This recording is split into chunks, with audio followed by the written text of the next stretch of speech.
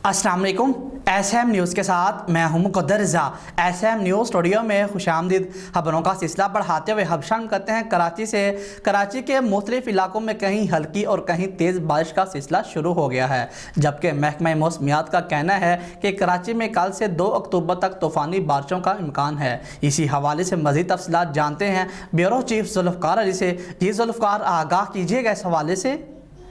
जी बिल्कुल, कराची में सुबह से ही गर्मी अरूज पर थी और सूरज आग बरसा रहा था कि एकदम मौसम में तब्दीली आई और तेज़ हवा के साथ बारिश का आगाज़ हो गया।